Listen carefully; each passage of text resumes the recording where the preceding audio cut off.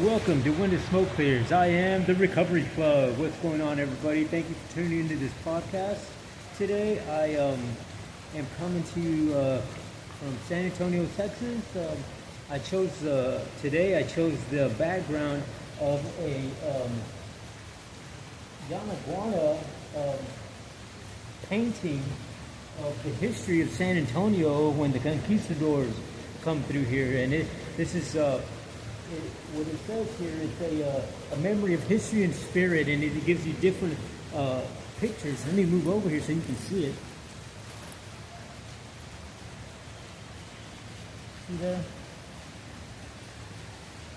Very nice painting. And what it's depicting is just stories of history. It is saying that the creeks and the streams would flow into the river, enchanted by legend, religion, violence, and blood, greed, injustice, and splendor. If this land had a voice, she would wail like the Llorona, the weeping woman who wanders around riverbeds in search of her lost child. If this land could sing, harmonious would tell how indigenous people told the Spanish that the river was named Yanaguana, the place of clear water. The conquistadors promptly renamed it San Antonio de Padua. And it is a pretty cool drawing here. And I chose this spot in the sense because I feel that, we all have a story. You know what I mean? We all have a story. And that's what I want to talk about today is just that. But before we get started on the stories, I'm going to take a moment of silence, followed by the serenity prayer for the addict who still suffers. So if you would, please, a moment of silence. God, grant me the serenity to accept the things I cannot change, courage to change the things I can, wisdom to know the difference. Alrighty, well, let's get started here. Yeah, so it's funny that this mural here has just different pictures and different times of history of what went on here, and I find that kind of I relate to that in the sense that I do this podcast to give the audience stories of the path of when someone is in addiction and dealing with the addiction and dealing with childhood traumatic experiences, dealing with depression, dealing with sadness, dealing with PTSDs and those sort of things. And I think that doing a podcast like this is allowing me to share my story and the things that I have gone through, the adversities of depression, the adversities of sadness, the adversities of drug addiction, the adversity of childhood traumatic experiences, just different things like that. And to be able to talk about it, and maybe that my stories will resonate with someone else out there in the audience who's listening to the podcast, that maybe it would give you a little bit of hope and vision for the future that, things will get better, things can get better. And the way to do that is through interpreting different stories that people have.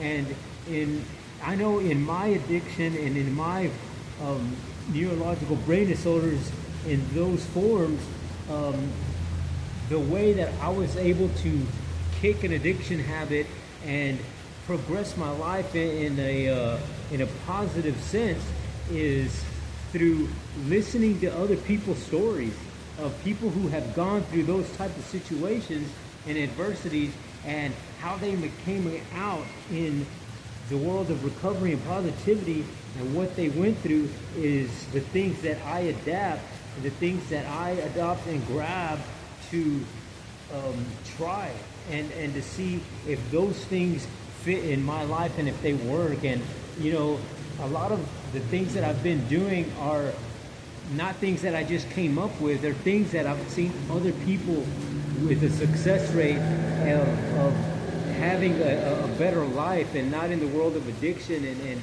in the world of depression and sadness and those types of things. And you know, I have listened to many people's stories, you know, female to males, age differences, different ethnicities, and all those stories that I've ever heard and heard people share and share the stories of what has helped them to get to a road of recovery. I've took all of those stories to heart and grasped a little nugget here and there from different people, and use them in my life because not everything's going to help you. Not everybody's story is going to help you. But if you listen to if you keep listening to them and put yourself in front of people who have those success stories, it's a step in the right direction. And I know that I have sat in on many AA meetings, NA meetings, peer support groups, just different types of subjects like that has helped me. And that is one of the things that I do today is I do a lot of peer support groups. I do a lot of NA meetings. I do a lot of AA meetings. I involve myself in different situations that helps people. I involve myself in the church. I read a lot. I listen to podcasts. I just do a bunch of healthy and positive things that I put in my life and that I do and interact with. And those are the things that have kept me, you know, moving forward in this time, in this go around of my sobriety. And you know, I've been involved in 12-step NA and AA programs and spiritual 12-step programs for a long time, and I've gone through many different ones, and some of them worked and some of them didn't. You know what I mean? And I don't know. Some of them I applied a lot of time to, and some of them I only went halfway through. And you know, it's a trial and error thing, kind of. But I know that in different parts of my life, in different parts of my addiction, in different parts of the problems that I was going through, it just varied in how I progressed. And it's not an easy road by any means. You know, for some people it is. You know, don't get me wrong. For some people, they can kick a habit and they're good. You know what I mean? But other people like myself who not only are going through, who are dealing with a drug addiction, but just that sense of just an addiction personality. You know what I mean? And you know, traumatic childhood experiences got a lot to do with my journey, and the depression and the anger and the sadness, and you know, the PTSDs, all of those things collaborated into one is my issue and my part of my journey. And the way I deal with those things today is a whole lot different than I dealt with them, you know, 10, 15 years ago. And you know, I've had stints of sobriety throughout my life, and you know, I've gone back to the addiction, I've gone back to the depression, I've gone back to, you know, just living life on my terms, the way I want to live it.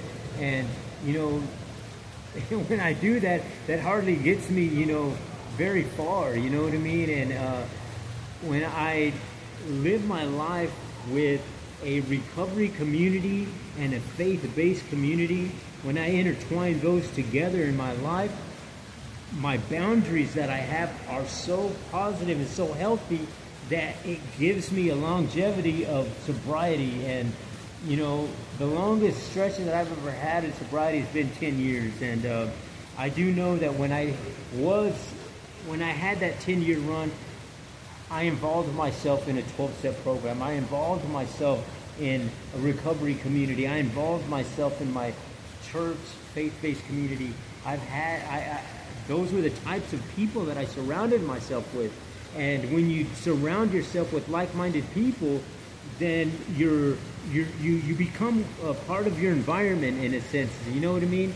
So when I relapsed at one point in time in my life and went back to the addiction and back into that type of negative thinking, I found myself just spiraling down. You know, like I just kept getting worse and worse, and I was bound down to that darkness, and it was hard to get out of it. But by the grace of God, I can remember just being so tired at one point that I just asked God to please, you know, I need some help here. And you know, lo and behold, man, I prayed with all honesty and all sincerity and asked that night, and you know, my prayers were answered the next day.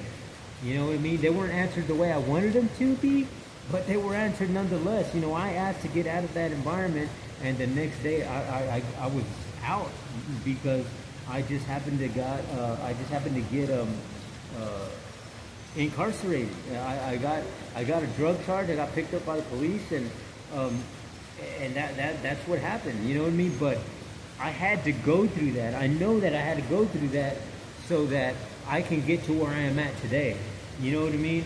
Because had I not gotten busted that day, I would probably still be in that dark realm. You know what I mean? And by the grace of God, my prayers were answered, and I'm here today. I'm here today sharing my story with somebody that's out there in the audience who, you know, perhaps you've gone through something similar, and just know that when you give it up totally to your higher power and follow positive things and do positive things on a daily basis, that, you know, your life will become better. You will get better, and it will move forward in a positive way. So I just wanted to, you know, share that part of my story, because it reminded me, this mural reminded me that we all have stories. And I've heard so many stories throughout my life, and in the rooms of NA and AA and my peer support groups that I attend, that I've listened to many hundreds and hundreds of stories. And you know, I know for a fact that a lot of people who sit in those rooms and that have times under their belt of sobriety and positivity, that they got there through other people's stories. And so I just wanted to just kind of bring that up in this video, and hopefully my story resonates with somebody, and hopefully that today will be the first day that you decide to move forward in your recovery and get out of the dark realm. And I just pray for that happens for you. And if you're already in recovery, maybe this, you know, gives you a little boost to maybe start some service work. You know, maybe attend a few more meetings. Maybe reach out to somebody who needs the help. You know, those sort of things. Maybe go and volunteer somewhere and help at advocate and spread the message, because we can only give away what we have by giving it away to somebody else, and that's how the stories are able to have that domino effect and to help somebody else. And I know that for me, that's what happened. You know what I mean? Because I heard somebody's story, and that motivated me to, you know, take that step forward and to get into this side of, you know, the realm of positivity and recovery. And it's great to be here. And I just like I said, wanted to share that. You know, at this time of the video, I would like to please encourage you guys to give me a thumbs up. You know, leave me a comment, a message. Please, if you would, subscribe to my channel. Know that when you subscribe to the channel, that you'll be helping out another homeless veteran, another person dealing with drug addiction, another person dealing with PTSDs, another person dealing with childhood traumatic experiences, depression, sadness, and suicidal thoughts, all of those types of things. And because those are the types of things that I dealt with. And being a veteran myself, I know it's hard. We could be prideful and not wanting to ask for the help, but just know that that's going to be part of the journey to recovery, is asking for the help. And just know that when you do subscribe to my channel, you're going to be helping out another person like that.